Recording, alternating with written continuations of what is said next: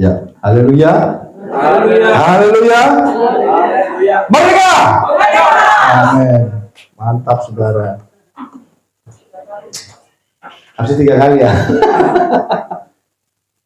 Ya, puji Tuhan. Salam sejahtera dalam kasih Tuhan kita Yesus Kristus. Kita ada lagi hari ini karena kasih Tuhan. Amin. Karena kita menang. Amin. Amin. Ada belum menang hari ini? Semua karena kita menang. Amin. Kami pun sebagai hamba Tuhan, kami ada di sini karena Tuhan berikan kami kemenangan. Amin. Dan tentunya kita semua, baik hamba Tuhan, ya Sis Novel sekeluarga, Tante Linda, Pak Willy, semua karena kemenangan dari Tuhan. Dan kita semua ada di sini karena Tuhan sudah membuat kita menang. Amin. Ya, puji Tuhan, Tuhan baik. Hari ini 17 Agustus. Kemerdekaan keberapa nih? 80, puji Tuhan. Hari ini 80 tahun kita sudah merdeka. 80 tahun kita sudah menjadi warga negara, sebuah negara yang berdaulat, saudara. Dan kita pun semua tidak lepas dari perjuangan yang masih harus kita jalani. Amin. Tadi disinggung bahwa Bung Karno, bahwa bangsa yang besar adalah bangsa yang menghormati, menghargai, mengingat jasa pahlawan. Tentunya Bung Karno juga pernah bilang, jas merah, jangan melupakan sejarah. Amin. Terakhir dia bilang lagi, saudara, bahwa perjuanganku adalah mengusir penjajah, tapi perjuanganmu adalah apa? Menghadapi teman sebangsamu sendiri. Nah, itu saudara, perkataan terakhir. Tapi saudara, hari ini kita paham bahwa untuk merdeka perlu perjuangan, perlu effort, perlu saudara pengorbanan yang luar biasa. Perlu segala sesuatu yang begitu yang harus kita ambil, saudara. Kemerdekaan itu membutuhkan perjuangan yang mungkin tidak henti-hentinya. Secara warga negara kita sudah merdeka. Tetapi setelah kita sudah merdeka, apa yang harus kita lakukan untuk kita mengisi kemerdekaan itu? Setelah kita merdeka, kita masih berjuang untuk penghidupan kita sehari-hari. Kita masih berjuang untuk kita bisa naik kepada level-level tertentu. Dan saudara, semuanya itu membutuhkan sebuah komitmen. Hari ini kita bicara tentang sebuah komitmen, saudara. Komitmen yang membuat kita semakin semangat. Komitmen yang harus kita ambil untuk kita mengerti apa yang harus kita lakukan ke depan. Ya, komitmen itu adalah ungkapan yang harus kita lakukan untuk kita bisa maju dan maju dan maju. Untuk kita bisa meraih apa yang Tuhan janjikan dalam kehidupan kita. Kita harus memiliki satu komitmen untuk kita menang dan menang dan menang. Amin, saudara. Perjuangan masih panjang. Peperangan masih panjang. Firman Tuhan katakan dalam bagiannya bahwa perjuangan kita bukan melawan dan darah dan daging lagi. Kita nggak mengusir penjajah lagi, saudara. Bukan melawan darah dan daging. Artinya darah dan daging adalah bicara manusia. Perjuangan kita bukan melawan manusia, saudara. Musuh kita bukan manusia. Musuh kita bukan mereka yang ada di sekitar kita dalam bentuk darah dan daging. Tetapi musuh kita adalah siasat kuasa gelap. Amin. Tentunya kita membutuhkan sebuah komitmen untuk kita ambil keputusan untuk menang. Mari saudara, saya ini kita melihat dalam satu bagian di dalam kitab Rut pasal 1 ayat 15 sampai 17. Ada satu bagian yang saya ingin kita sama-sama perhatikan. Dikala kita sudah menang, walaupun masih terus kita bergumul, masih terus kita berjuang, saudara. Masih terus kita berperang, saudara. Untuk kita bisa menang secara rohani. Untuk kita juga bisa menang atas kesusahan. Kita bisa menang atas penderitaan.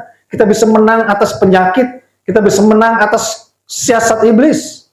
Rut pasal 1 ayat 15 sampai 17, Tuhan berkata, saudara sudah dapat? Haleluya.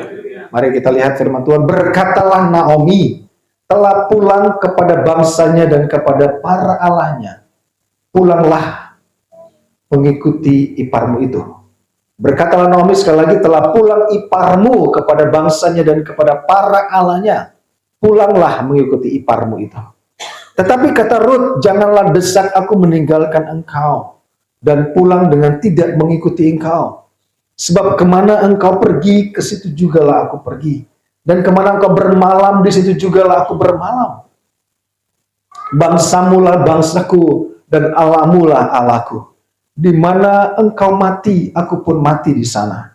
Dan di sanalah aku dikuburkan. Beginilah kiranya Tuhan menghukum aku. Bahkan lebih daripada itu, jika suatu apapun memisahkan aku dari engkau, selain daripada maut. Amin. Sebuah komitmen yang Rut sampaikan, yang Rut nyatakan, saudara. Situasinya adalah sebuah keluarga. Naomi yang memiliki suami, memiliki kedua putra, saudara. Mereka original warga negara Israel. Mereka tinggal di Bethlehem. Kita paham Bethlehem artinya rumah roti. Amin. Bethlehem adalah house of bread. Ya, di Bekasi, bukan di Bekasi, di Pamulang ada sebuah gereja besar namanya House of Bread. Gereja A, House of Bread. Rumah roti, gereja rumah roti. Tapi pulang nggak dikasih roti, saudara. Ya, pulang-pulang aja gitu, saudara. Bethlehem adalah rumah roti, house of bread. Dan ada kesusahan terjadi di Bethlehem. Mari kita naik ke atas, saudara, dalam Rut pasal 1 yang melatar belakangi kisah ini. Kita sama-sama perhatikan dalam Rut pasal 1 ayat 1-5. Pada zaman para hakim memerintah, ada kelaparan di tanah Israel. Bicara tentang penderitaan, bicara tentang situasi yang sangat buruk. Lalu pergilah seorang dari Bethlehem Yehuda beserta istrinya dan kedua anaknya laki-laki ke daerah Moab untuk menetap di sana sebagai orang asing. Mereka ke sana, saudara. Mereka meninggalkan rumah roti itu. Mereka meninggalkan kasih karunia. Mereka masuk dari Bethlehem ke Moab. Ya, dalam sebuah catatan mengatakan itu kurang lebih 80 sampai 100 km jaraknya dari Bethlehem ke Moab. Dan di sana, saudaraku, mereka mengalami sebuah penderitaan yang sangat luar biasa.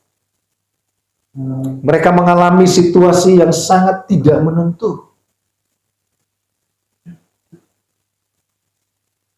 Suami dari Rut, Tuhan panggil di Moab.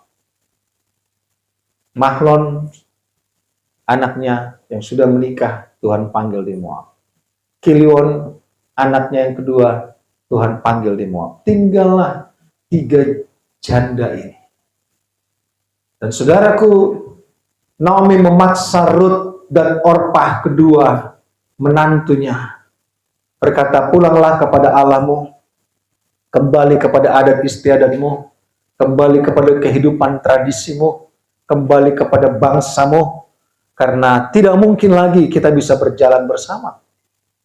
Desakan Naomi masuk kepada Orpah, dan dengan sedih Orpah menantunya meninggalkan mereka dan kembali kepada bangsanya, kembali kepada tradisinya, kembali kepada masa lalunya. Tetapi apa yang dikatakan Naomi kembali kepada Rut, dikatakan Rut, sudah pulang iparmu, kakak iparmu, adik iparmu, sudah pulang saudaramu sebangsa, yaitu Orpah kembali ke Moab.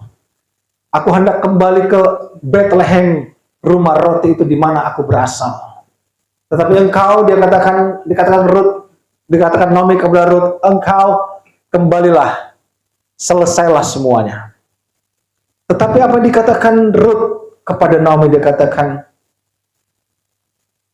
pasal 1 ayat 15 tadi, berkatalah Naomi, telah pulang iparmu kepada bangsanya dan kepada para allahnya, pulanglah mengikuti iparmu itu, kembalilah. Ada tawaran untuk kembali kepada kehidupan yang lama.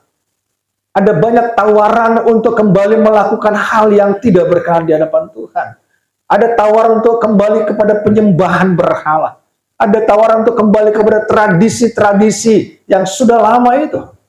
Padahal sebenarnya sudah ditarik mereka menikah kepada bangsa umat pilihan Tuhan.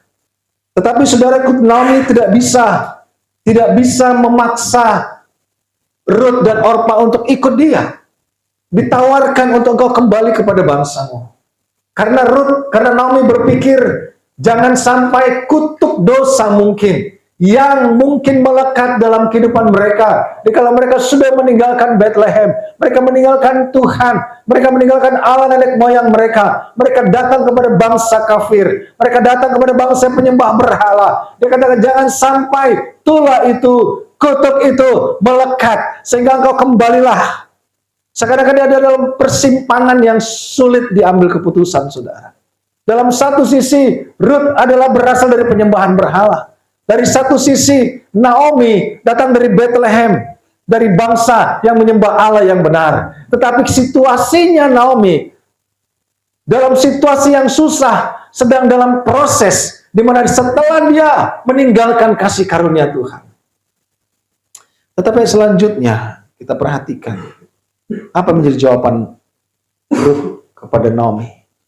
Ini bicara komitmen. Ini bicara tentang keteguhan hati.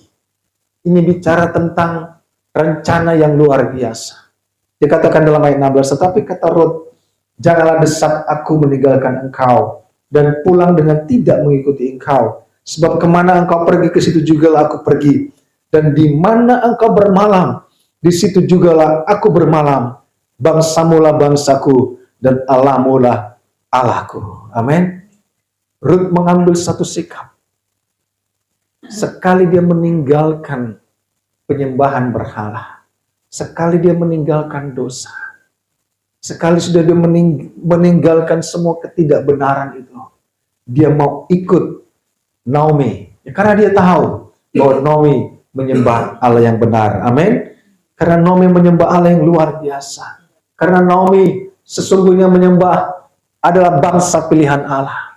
Kita teringat bagaimana Allah berbicara kepada Abram, keluarlah dari sanak saudaramu, dari bangsamu. Aku akan membuat engkau menjadi bangsa yang besar. Saudara, bukankah kita sebenarnya sudah ditarik dari kegelapan menuju terang Tuhan yang ajaib? Amin.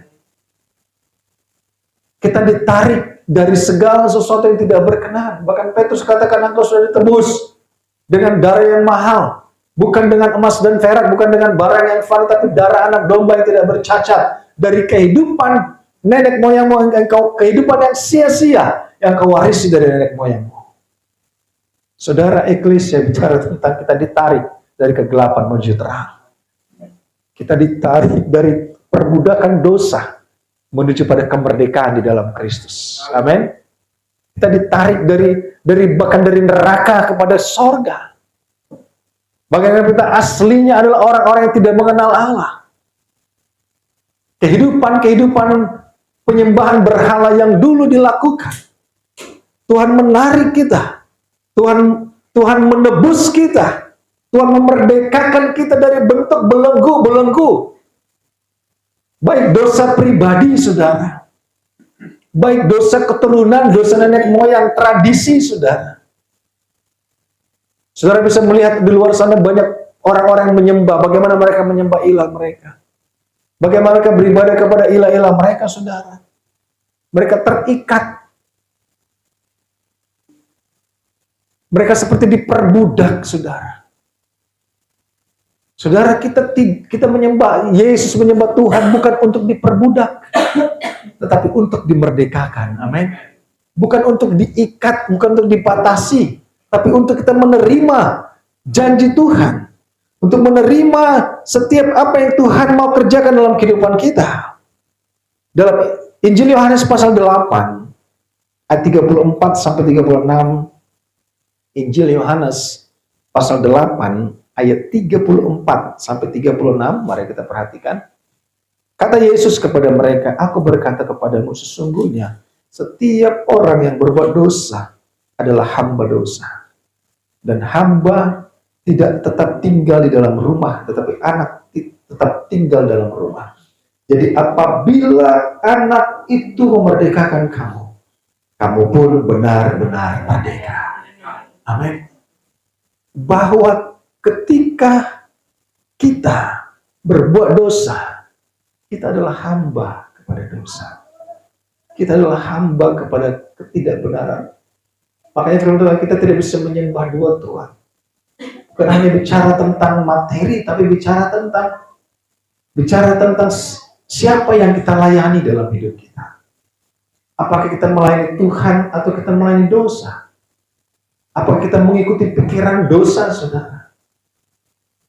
Sehingga Tuhan katakan, jadi apabila anak itu, if the Son of God, menunjuk kepada Yesus, menunjuk kepada Mesias, memerdekakan kamu, kamu pun benar-benar merdeka. Amin. Kita benar-benar dimerdekakan dari belenggu dosa, dari neraka, saudara, dari ikatan dosa, dari ikatan tradisi-tradisi yang tidak berkenan di hadapan Tuhan, penyembahan berhala, dari tenung, dari sihir, dari mantra, dari kebencian, dari dendam, saudara. Kita harus melepas semuanya itu, meninggalkan semuanya. Seperti Ruth berkata kepada Naomi, aku tidak mau lagi masuk kembali kepada kehidupan yang lama. Aku tidak mau lagi menyembah berhala. Aku tidak mau lagi ikut tradisi itu, tapi aku mau ikut engkau, Naomi. Bangsamu lah bangsamuku, Tuhanmu lah Tuhanku. Dia mau ikut sebuah komitmen yang diambil, saudara. Saudara, dalam kehidupan kita bersama, memang kita dari latar belakang, katakanlah suku dan latar belakang yang berbeda. Tetapi ketika kita ada di dalam Tuhan, kita menjadi satu kerajaan yang tidak tergoncangkan. Amin. Yaitu menjadi warga surga. Kita bersama-sama dalam sebuah komitmen satu dengan yang lain adalah orang-orang yang sudah sama-sama sudah dimerdekakan oleh Kristus. Eklesia adalah kumpulan orang-orang yang sudah dimerdekakan oleh Kristus. Makanya kita dikatakan saudara seiman, saudara di dalam Tuhan, saudara di dalam Kristus. Komitmen ini yang perlu tetap kita tekankan dalam kehidupan kita. Tadi dikatakan bahwa peperangan kita bukan lagi melawan darah dan daging, tapi melawan penguasa di udara. Perjuangan kita bukan lagi melawan keinginan daging, saudara. Bukan lagi melawan segala sesuatu yang kita lihat di sekitar kita. Kita harus paham dan sadar ada strategi iblis yang bisa menghancurkan kemerdekaan kita. Yang bisa merusak komitmen itu, saudara. Yang bisa merusak hubungan itu. Sehingga dikatakan apa? Jika anak manusia itu memerdekakan kamu benar-benar kita yang ada di tempat ini. Bukan hanya orang-orang merdeka secara bangsa, tapi juga orang-orang yang sudah merdekakan dari kegelapan menuju terang. Amin. Dan kita bukan hanya sebangsa dan setanah air, tapi kita adalah sama-sama warga sorga yang Tuhan sudah tentukan bersama-sama di dalam kemuliaan Tuhan. Saudara, kesaksian saya tadi sebenarnya gak gampang tuh disampaikan. Tetapi saya mau kita semua merdeka dari semuanya itu. Amin. Kadang kehidupan rumah tangga itu tidak mudah, saudara. Tidak mudah. Banyak kita kalah, saudara. Banyak kita kalah. Banyak kita tidak merdeka dari dosa dan ego kita. Tetapi saudara, saya mau katakan bahwa kalau anak manusia memerdekakan engkau dan saya, kita benar-benar merdeka. Amin. Merdeka dalam arti apa, saudara? Kita tidak diperhamba lagi oleh dosa. Kita tidak lagi diperhamba oleh sifat-sifat yang tidak benar. Kita tidak diperhamba lagi segala bentuk sikap, perkataan yang bisa melukai dan mendukakan orang lain. Apakah kemenangan kita kala kita berbicara sesuatu yang melukai orang lain? Gak ada, saudara. Makanya Ruth berkata, dia sudah tidak tertarik lagi kepada kehidupan yang lama. Dia mau benar-benar merdeka. Dia mau katakan bahwa bangsamu lah bangsaku, Tuhanmu lah Tuhanku. Amin. Kita ini satu bangsa dan kita juga satu Tuhan. Dan Dan Tuhan mau, saudara, kemerdekaan itu kita nikmati dalam kehidupan kita. Kita mau kemerdekaan itu kita nikmati setiap hari. Kita mau kemenangan itu, Tuhan mau kemenangan itu kita nikmati setiap hari. Mungkin ada harga yang harus dibayar untuk kita menang. Setiap hari. Mari kita berdoa dalam Galatia 5 ayat 1, firman Tuhan katakan apa? Galatia 5 ayat 1. Supaya kita sungguh-sungguh merdeka. Kristus telah memerdekakan kita. Karena itu berdirilah teguh dan jangan mau lagi dikenakan kuk perhambaan. Jangan mau lagi dikenakan kuk perhambaan. Kita orang yang merdeka sebagai bangsa, kita juga orang yang merdeka melawan segala bentuk dosa. Saudara, dikala kita berdosa, Firman Tuhan katakan kita memperhambakan diri kepada dosa. Dikala kita mengucapkan kata-kata yang identik dengan dosa, kita menjadi hamba dari pihak yang menyuruh kita mengatakan itu. Paham ya? Dikala kita meresponi sesuatu yang tidak berkenan di hadapan Tuhan, kita menjadi hamba dari pihak yang menyuruh kita bersikap seperti itu. Jadi kadang kalau kita menghadapi sebuah masalah, persoalan, sebuah situasi, saudara, kalau ada satu pihak, tadi kita bicara tentang penguasa di udara, kalau ada pihak itu membisikkan, kalau ada pihak itu seakan-akan mempengaruhi pikiranmu, mempengaruhi hatimu, mempengaruhi perkataanmu, saudara, saya mau katakan kita sedang memperhambakan diri kepada pihak itu. Dan itu Tuhan tidak mau.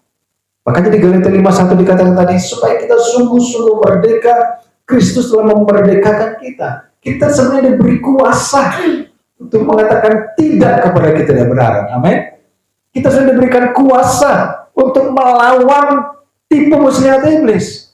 Kita sudah diberikan kuasa untuk mengatakan no kepada apa yang iblis mau masukkan, merasuki pikiran dan hati kita. Sebenarnya dikasih kuasa. Karena Tuhan sudah memerdekakan kita dari belenggu dosa. Kita sudah ditebus dengan darah Yesus. Sehingga kata-kata karena itu berdirilah teguh dan jangan mau lagi dikenakan kuk perhambaan. Jangan mau lagi hidup kita menyenangkan pihak lain, saudara. Tuhan mau hidup kita menyenangkan Tuhan. Amin. Tuhan yang sudah memerdekakan kita. Kalau di zaman dulu adalah zaman perbudakan, saudara. Ada masa dikatakan tahun Yobel di mana budak itu dimerdekakan.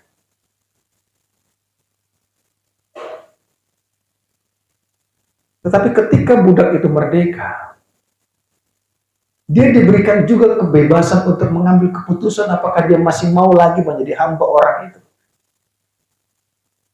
Kadang budak itu, saudara, mau lagi diperhamba kepada orang itu. Sehingga kita, saudara, manusia yang Tuhan sudah tebus dengan darah Tuhan, sudah dimerdekakan dari dosa, dari kutuk nenek moyang, dari penyembahan berhala.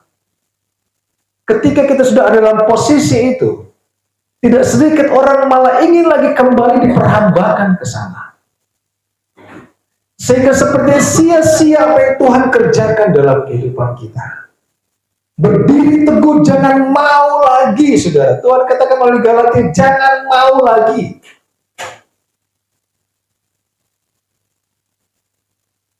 Jangan mau lagi dikenakan kuk perhambaan. Jangan mau lagi menyenangkan pihak lain selain Tuhan. Jangan mau lagi, ini firman Tuhan jelas, saudara. Sehingga Lut berkata, jangan paksa aku. Ada seakan-akan paksaan untuk kita kembali kepada kehidupan yang lama. Ada seakan paksaan, saudara, dalam segala situasi. Kadang kita berpikir, Saya terpaksa ngomong gitu saudara ya. Saya terpaksa bersikap gitu. Saya terpaksa keluarkan jurus gitu saudara ya. Di sini nggak ada saudara. Jadi sekarang terpaksa, kita memang kadang terpaksa, dipaksa. Makanya Ruth katakan jangan paksa aku. Jadi kita saudara, dalam situasi kadang kita terpaksa mengambil sebuah keputusan, terpaksa mengatakan itu, terpaksa melakukan itu. Ada sebuah paksaan saudara. Tetapi kalau kita sudah merdeka, kita berkuasa atas segala bentuk paksaan itu. Amin. Makanya kita katakan jangan mau lagi dikatakan kuk perhambaan. Jangan mau lagi diperbudak oleh dosa, diperbudak oleh ego, diperbudak oleh segala bentuk saudara, diperbudak oleh sikap yang sudah tidak benar lagi saudara. Ini yang Tuhan mau. Makanya saya katakan, jujur saya katakan, gak gampang menyaksikan itu di hadapan kita. Saya katakan kepada Gembala, dalam doa kami bersama, kami melanjutkan di tahun 23 pernikahan ini dengan pertobatan dan perubahan. Amin. Karena kita semua ingin diperhamba oleh Kristus. Tidak lagi diperhamba. Berapa banyak saudara kita sekarang diperhamba oleh sifat-sifat yang bukan dari Tuhan. Sadar atau tidak sadar saudara, manusia lama adalah perhambaan kau saudara. Manusia baru adalah kemerdekaan dalam Kristus. Haleluya. Ini yang harus kita lihat. Apakah kita masih mau tinggal sebagai manusia lama? Saya kata tadi, budak itu dikala dia ditebus saudara, dia memang diizinkan mengambil sikap.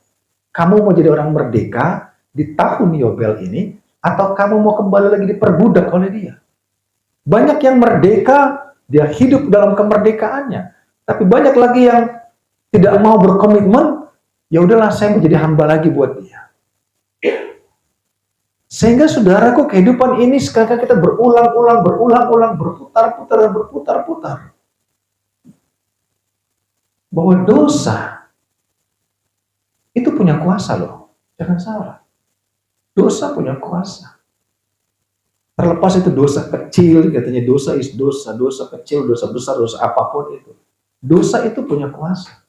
Dan Tuhan sudah kasih kita kuasa untuk menang. Tuhan sudah memberikan kita kuasa untuk merdeka, saudara. Amin.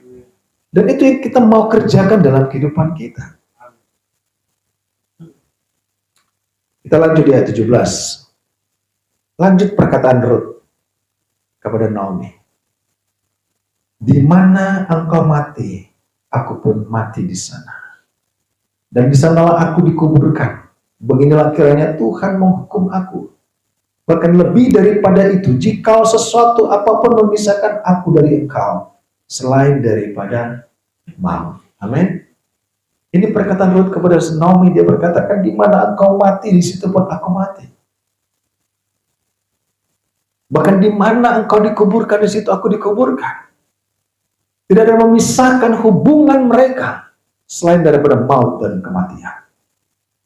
Saudara, saya mau katakan begini. Tadi kita sama-sama orang merdeka secara bangsa dan warga negara. Dan kita begitu solid sebagai warga negara. Begitu solid. Tetapi satu sisi yang Tuhan mau, seberapa solid kita sebagai tubuh Kristus. Amin. Seberapa solid kita sebagai orang-orang yang sama-sama sudah ditebus dan dimerdekakan dari dosa. Seberapa mengikat kita satu dengan yang lain. Seberapa perhatian kita satu dengan yang lain.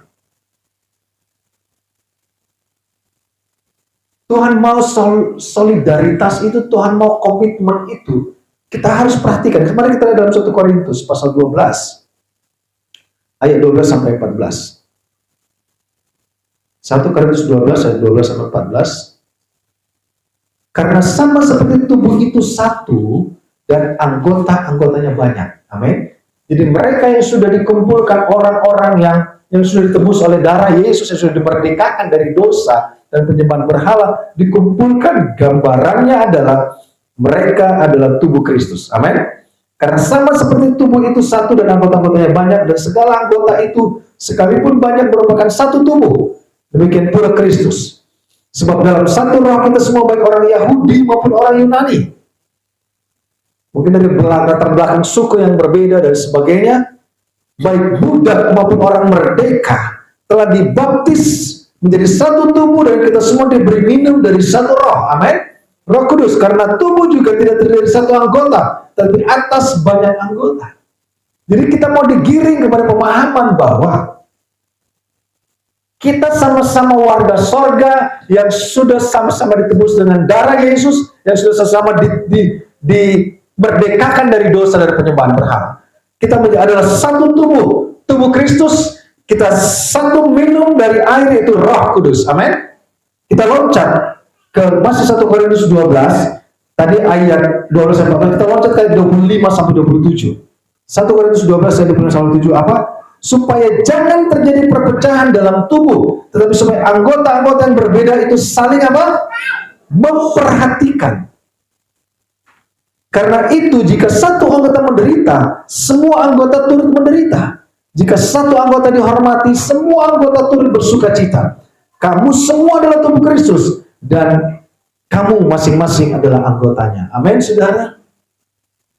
Tuhan sedang menggugah kita bagaimana kita memperhatikan satu dengan yang lain. Sebagai orang-orang yang sama-sama sudah ditebus. Sebagai orang-orang yang sudah sama-sama dimerdekakan, saudara. Jadi bukan hanya bicara tentang solidaritas sebagai sesama warga negara. Ya kan, kalau di medsos, contohnya, oh bangsa Indonesia diejek oleh Malaysia. Wah, semua menghajar, gubrak gitu. Tetapi Tuhan sedang menggiring kita. Kita sebagai tubuh Kristus yang sudah sama-sama dimerdekakan. Seberapa kita menghormati satu dengan yang lain. Seberapa kita berempati dan bersimpati ketika orang mengalami masalah dan persoalan. Ya. Seberapa kita ikut turut merasakan apa yang dia rasakan. Ya, kalau di Medan ada begini, saudara. Ada orang naik motor jebret, jatuh ke got. Dia bilang apa pertama? Mampus gitu, saudara. Di Medan begitu, saudara. Dia nggak nolong, mampus dia, mampus.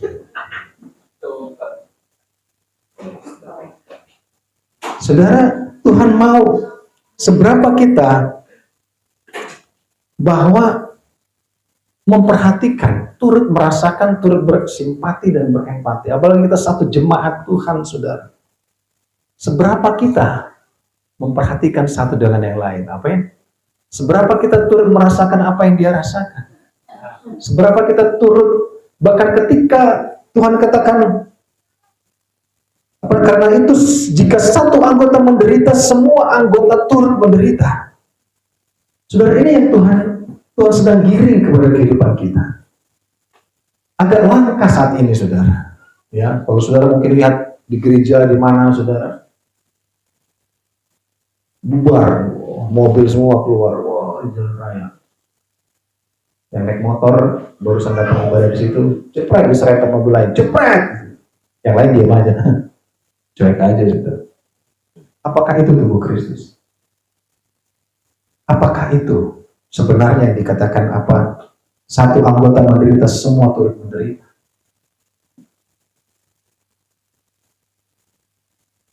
Tetapi ada istilah, saudara, ada istilah di daerah timur, saudara.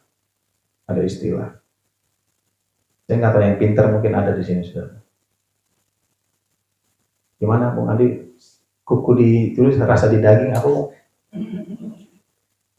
Hah? Potong di kuku rasa di daging. Potong di kuku rasa di daging. Luar biasa. Tetapi Tuhan bukan hanya solidaritas kita dalam satu darah, saudara. Tetapi bagaimana dengan kita yang sudah sama-sama ditebus dengan darah Yesus? Amin. Kita sama-sama yang sudah dimerdekakan dari dosa. Sehingga Tuhan sedang menggiring kita anggota tubuh Kristus loh. Jadi ini yang Tuhan mau dalam kehidupan kita, saudara. Seberapa komitmen kita, bangsa maulah bangsaku, Tuhan mula Tuhanku, Allah mula Allahku. Kita adalah satu tubuh Kristus. Di mana engkau berada, aku berada. Di situ engkau mati, di situ aku mati. Amin. Sebuah komitmen yang tidak terbatas. Sehingga kita tidak memiliki lagi perasaan di mana, oh itu dia beda. Itu dia geng sana gitu, saudara. Gue geng sini gitu. Enggak. Itu yang Tuhan mau dalam kehidupan kita, dalam satu kesatuan. Dalam kita beribadah, dalam kita melayani Tuhan, dalam kita melangkah maju dalam kemerdekaan yang Tuhan mau. Tuhan sudah memberikan kita kemerdekaan dengan darahnya, dengan pengorbanannya, dengan salib, saudara. Seluruh kitab itu, saudara, 66 kitab. Dari perjanjian lama sampai perjanjian baru, Yesus pernah katakan hanya dua unsurnya. Kasihilah Tuhan Allahmu dengan segenap hatimu, dengan segenap kekuatanmu, dengan segenap pikiranmu, dan kasihilah sesamamu manusia seperti engkau mengasihi dirimu sendiri. Amin. Bagaimana kita mengasihi itu dengan segenap pikiran kita? Tuhan mau kita memikirkan pekerjaan Tuhan. Amin. Tuhan mau kita memikirkan pelayanan. Bukan memikirkan gue hari ini lagi nggak asik, ya udah deh nggak ibadah. Tuhan katakan seluruh kitab, 66 kitab, itu bicara tentang kasih Tuhan Allahmu dengan segenap hatimu, dengan segenap kekuatanmu. Segenap kekuatan bicara tentang potensi kita, saudara. Dan dengan segenap akal budimu. Bukan dengan segenap akal-akalan, saudara, tapi dengan segenap akal budi kita. Apa yang kita tahu, otak yang Tuhan kasih, mau besar, mau kecil, saudara, kita pakai untuk kita mengasihi Tuhan. Amin. Dan Tuhan katakan, kasihilah sesamamu seperti engkau mengasihi dirimu sendiri. Ini root orang asing. Ini root penyembah berhala. Ini root orang kafir. Ini root orang yang jauh dari Tuhan. Tetapi ketika dia merasakan kasih karunia, sekalipun masih dalam penderitaan dengan Naomi, sekalipun mereka masih menderita, saudara, mereka mulai berkomitmen. Ruth berkata, jangan desak aku meninggalkan engkau. Kemana engkau pergi, di situ aku pergi. Bangsa mula bangsaku, Tuhan mula Tuhanku. Kemana engkau pergi, di situ aku pergi. Di mana engkau mati, di situ aku mati. Di mana engkau dikubur, di situ pun aku dikubur. Amin. Satu komitmen yang begitu luar biasa tanpa batas. Kalau di luar sana, ya kayaknya sakit hati aku di gereja itu, adalah keluar laku gitu. Bukankah kita satu tubuh Kristus? Amin. Tuhan menebus kita untuk dipersatukan menjadi tubuh Kristus. Saudara, gambarnya begini. Siapa yang suka nonton Transformer, saudara? Mungkin ada yang suka. Itu digabung besi ini, digabung besi ini, digabung menjadi robot yang luar biasa. Dan itu robot itu diperintahkan untuk sebuah fungsi, misi. Tetapi kalau salah satu tangan robot itu bilang, kayaknya nggak enak jadi robot di sini, besi-besinya, dia bilang, aku mau jadi robot di sana. Misinya terpenuhi nggak? Sukar. Saudara, makanya di mana kita ada, dari latar belakang Tuhan tebus kita, di mana kita ada menjadi tubuh Kristus, Tuhan punya misi untuk tubuh itu. Amin. Tuhan punya maksud untuk tubuh itu. Sehingga komitmen itu sangat diperlukan. Komitmen itu sangat diperlukan. Dan setelah semuanya itu, setelah komitmen itu dipersatukan, setelah komitmen itu terjadi dari pihak Tuhan, mari kita perhatikan sebagai ayat-ayat terakhir, Roma 8 ayat 31 sampai 39. Setelah komitmen itu dibentuk, setelah komitmen itu dicapai, Roma 8 31 39 dikatakan, sebab itu apakah yang akan memisahkan kita?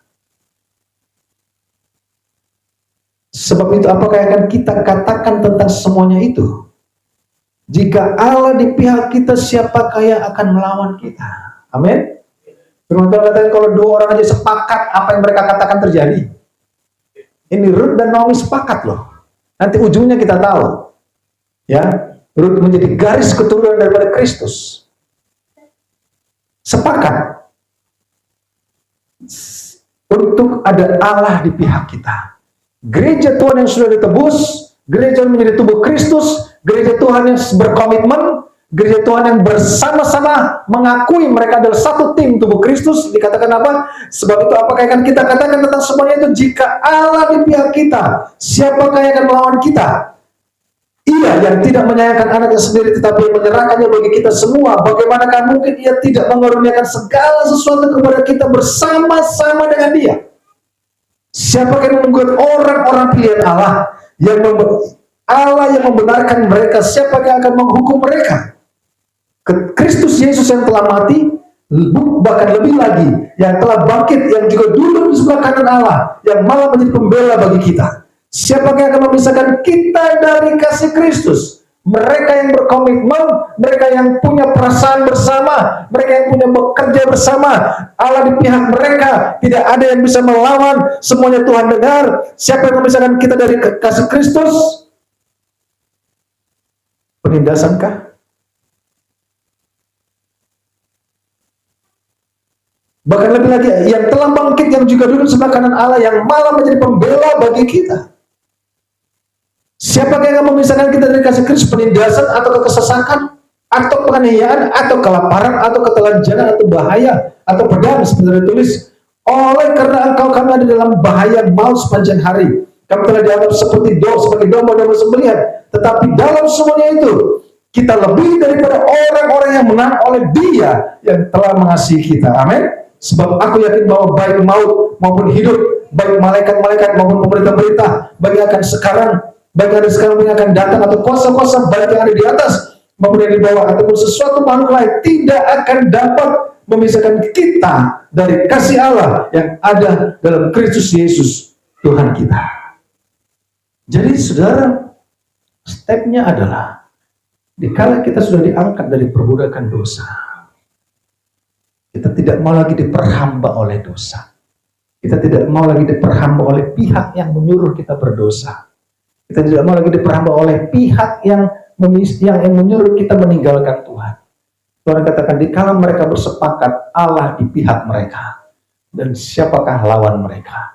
Dan apakah yang bisa memisahkan kita semua dari kasih Kristus itu? Tidak ada penindasan, tidak ada penderitaan lagi. Apa yang bisa memisahkan kita dari cinta Tuhan? Setelah kita berkomitmen, Ruth dan Naomi, setelah mereka berkomitmen, mereka sepakat, mereka kembali berjalan dari Moab menuju Bethlehem. Dan di Bethlehem mereka mendapatkan pemulihan dari Tuhan. Amin. Mereka mendapatkan pertolongan dari Tuhan. Kita tahu Ruth mendapatkan berkat. Dia menjadi garis keturunan nenek moyang, ibu, sampai kepada Kristus. Saudara, penderitaan itu memang tidak mudah. Tetapi rencana Tuhan lebih indah dari segala sesuatunya. Seberapa besar komitmen kita untuk tetap merdeka dari dosa.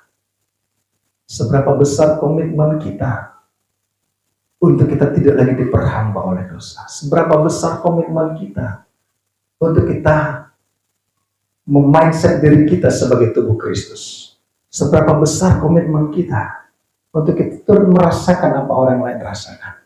Seberapa besar komitmen kita untuk mengasihi Tuhan dengan segenap pikiran, dengan segenap kekuatan, dengan segenap hati kita. Seberapa besar komitmen kita untuk mengasihi sesama kita, sama seperti kita mengasihi diri kita sendiri. Ini menjadi pertanyaan bagi kita. Berapa lama kita sudah merdeka? Berapa lama kita sudah ditebus dari dosa? Berapa lama kita sudah dibawa dari kegelapan menuju terang? Berapa lama kita sudah ditebus dari penyembahan berhala kepada penyembah Kristus? Sekalipun waktu itu Ruth dan Naomi masih menderita, dia masih berjalan, dua janda ini masih berjalan 100 km kembali ke Bethlehem. Tetapi dalam penderitaan itu, mereka sudah berkomitmen. Mereka melangkah dengan sepakat. Mereka melibatkan Kristus. Ruth katakan, jangan paksa aku kembali kepada nenek moyangku. Di mana engkau berada, di sana aku berada. Bangsa mula bangsaku, Tuhan mula Tuhanku. Engkau dan saya adalah tubuh Kristus, di mana engkau mati, di situ pun aku mati.